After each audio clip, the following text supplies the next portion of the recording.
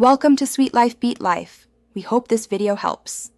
You start by confirming power and connectivity so nothing stalls the process. Make sure the case and buds are charged at least half. This prevents interruptions.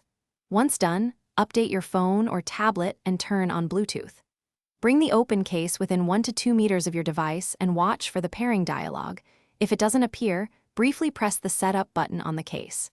This establishes the initial secure link and prepares automatic switching later.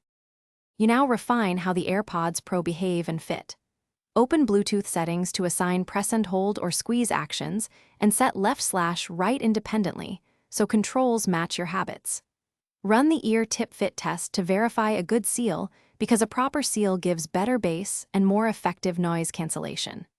Next, toggle between active noise cancellation and transparency to match your environment, and make sure spatial audio is enabled if you want immersive sound for supported content. You're almost done. Use a single squeeze to play, pause, or skip, and double-check battery widget for charge levels. For multi-device switching, sign into the same account on all devices so handoff works automatically.